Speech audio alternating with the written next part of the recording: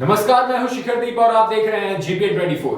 शरद पवार ने आज एक बड़ा बयान दिया है। उन्होंने कहा है कि अब वो एनसीपी का अध्यक्ष पद छोड़ देंगे, जिसे लेकर उनके समर्थक काफी भावुक हो गए हैं।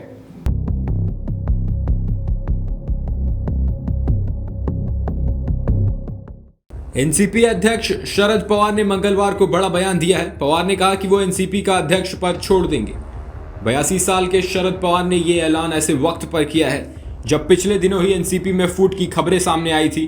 खबरें थी कि शरद पवार के भतीजे अजीत पवार एनसीपी के कई विधायकों के साथ बीजेपी सरकार में शामिल हो सकते हैं। शरद पवार ने कहा, कई साल तक मुझे राजनीति में पार्टी को लीड करने का मौका मिला है। इस उम्र में आकर ये पद नहीं रखना चाहिए। मुझे लगता है कि और किसी को आगे आना चाहिए। पार्टी के नेताओं को यह फैसला करना होगा कि अब पार्टी का अध्यक्ष कौन होगा।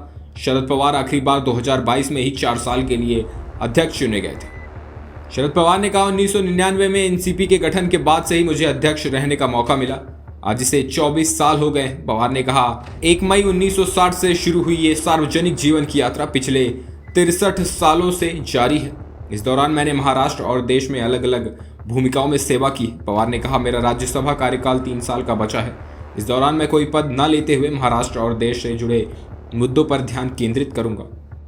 शरद पवार ने जैसे ही पद छोड़ने का ऐलान किया, कार्यक्रम में मौजूद कार्यकर्ताओं ने नारेबाजी शुरू कर दी। कार्यकर्ताओं ने शरद पवार से पद न छोड़ने की अपील की। कार्यकर्ता शरद पवार से फैसला बदलने की अपील करते दिखे। इस दौरान पवार के कुछ समर्थक और कार्यकर्ता रोते हुए भी नजर आए। शरद पवार ने यह भी कहा, उन्होंने कहा, मुझे जो समय मिलेगा उसे देखते हुए मैं अभी इस काम पर ज्यादा ध्यान देने वाला हूं। मैं ये नहीं भूल सकता कि पिछले 6 दशकों में महाराष्ट्र और आप सभी ने मुझे मजबूत समर्थन और प्यार दिया है।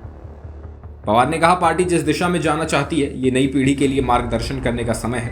उन्होंने कहा, मैं सिफारिश कर रहा हूं कि अध्यक्ष पद के चुनाव पर फैसला करने के लिए एनसीपी सदस्यों की एक समिति बनाई जाए। अभी के लिए बस इतना ही। बाकी देश और दुनिया की तमाम खबरों के लिए देखते रहें जीपीएन 24।